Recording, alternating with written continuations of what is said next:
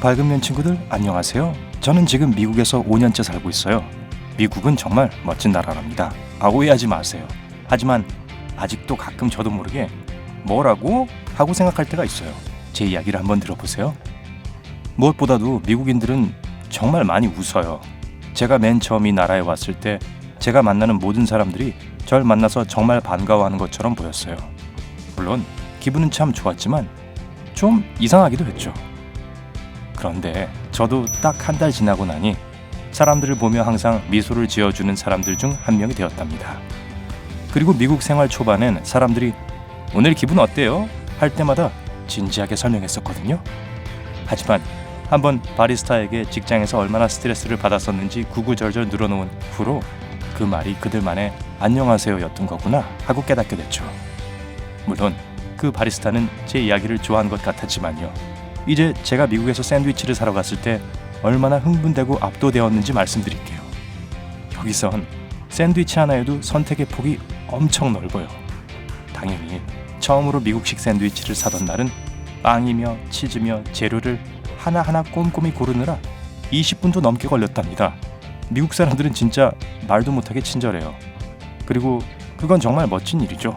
하지만 어떤 이유에선지 미국 웨이터들은 끊임없이 제게 별일 없냐고 물어봐요. 하지만 한입 가득 피자를 베어문 상태에서 대답을 하는 건 항상 쉽지 않답니다. 또 하나 놀랐던 건 대부분의 찬 음료에는 얼음이 거의 항상 들어간다는 거예요. 한번 생각해보세요. 아이스티, 아이스커피. 미국인들은 거의 모든 음료에 얼음을 넣어요.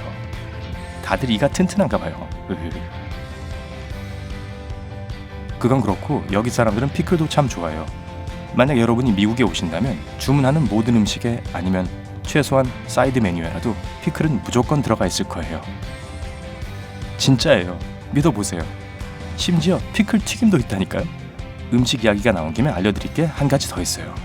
바로 여러분이 주문하는 미디움 사이즈는 사실 엄청난 라지 사이즈라는 거예요.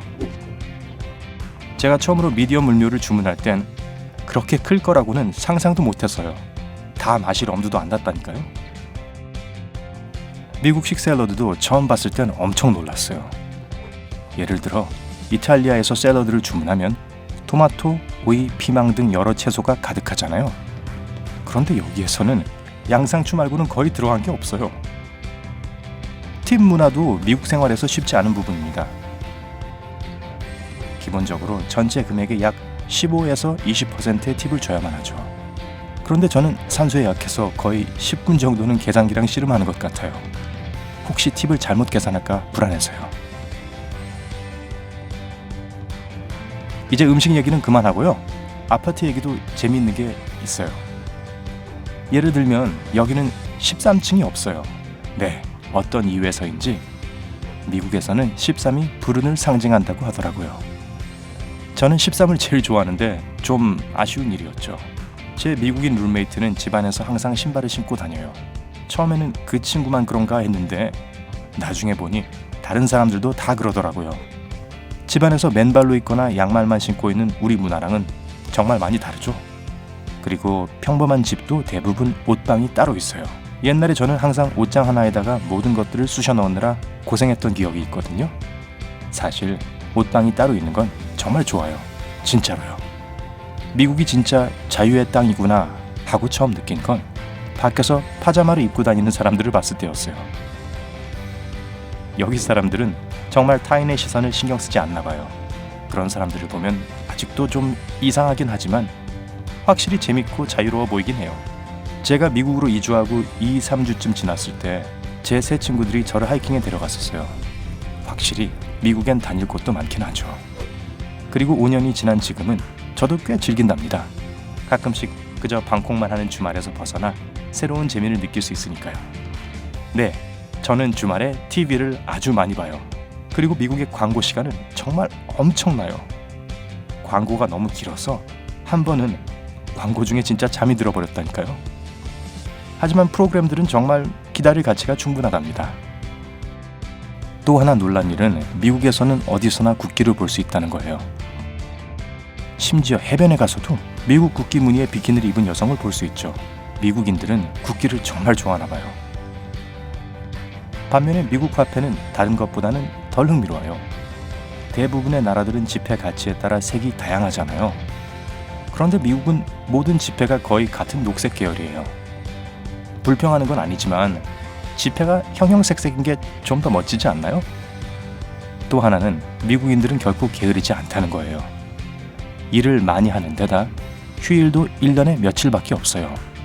좀 슬픈 일이죠. 생각해보세요. 엄청 신나는 크리스마스 파티가 끝난 바로 다음날 아침부터 출근해야 되는 거예요. 아마 그래서 미국인들이 파티를 제대로 즐길 줄 아나 봐요. 저는 출근할 때 종종 택시를 타는데요. 처음에 제가 앞자리에 앉으려고 했더니 기사님이 정말 이상한 표정을 짓더라고요. 친구가 나중에 말해준 건데 미국인들은 보통 뒷좌석에 앉는다네요.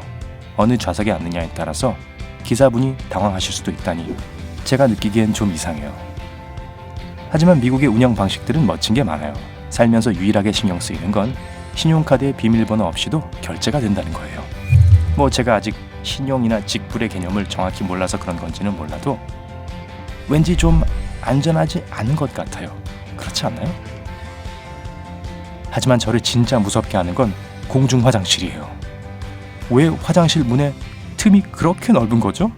옆에도 바닥에도 큰 틈이 있어서 너무 불편해요.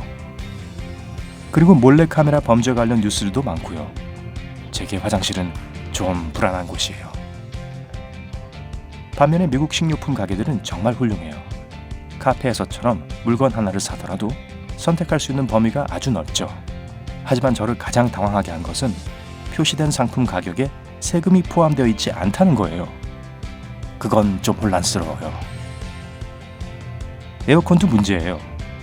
덥고 축축한 여름날은 뭐니 해도 에어컨만한 게 없죠. 하지만 만약 가을이나 겨울에 슈퍼마켓에 가보신다면 에어컨을 싫어하게 되실지도 몰라요. 치즈 덩어리 옆에서 벌벌 떨면서요. 손잡이가 없는 종이 쇼핑백도 영 적응이 안 되는 것 중 하나예요. 들고 다니기에도 불편한 데다 잘 찢어지기까지 하거든요. 그래서 많은 미국인들이 비닐봉지를 사용하는데 저도 정말 이해가 돼요. 그리고 미국의 약국들, 여긴 그 자체로 작은 편의점 같아요. 여기서 음료수나 사탕 등 여러 맛있는 것들도 쉽게 살 수 있답니다. 하지만 그건 원래 약국이라는 개념과 좀 다르지 않나요? 측량 단위법도 아직 혼란스러워요. 마일, 피트, 인치 이런 단위들이 아직도 이해가 잘 안 된다니까요. 전 세계가 미터법을 사용하고 있다고요. 왜 미국, 라이베리아, 미얀마는 미터법을 사용하지 않는지 모르겠어요. 그리고 날짜 쓰는 법도 좀 헷갈려요. 미국에선 월, 일, 연 순으로 쓰거든요. 그런데 또 유럽권은 일, 월, 연으로 표기하죠. 나라마다 날짜 표기법이 달라서 실수하지 않으려면 정신을 바짝 차려야 돼요. 선물 교환할 때도 마찬가지예요. 미국에서는 선물을 받으면 모든 사람들 앞에서 바로 열어봐야 돼요. 그러면 누가 투명 테이프를 생일 선물로 줬을 때 마음에 드는 척 연기하기가 참 힘들어지죠. 농담이고요. 하지만 무슨 말인지 아시겠죠? 어떤 사람들은 자녀 이름을 아주 이상하게 짓기도 해요. 특히 유명인의 이름 같은 걸로요.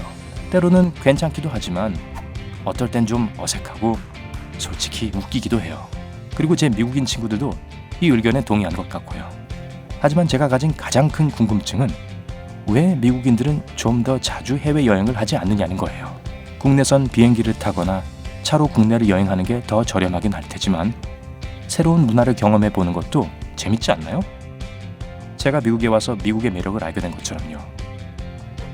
여러분이 어느 나라에 살고 있든 여러분이 사는 나라에 이상한 습관이 있다면 댓글로 알려주세요. 이 영상에 좋아요 눌러주시는 거 잊지 마시고요. 친구들과 공유해 주시고 구독 버튼을 눌러 삶의 밝은 면에서 우리와 함께 하세요.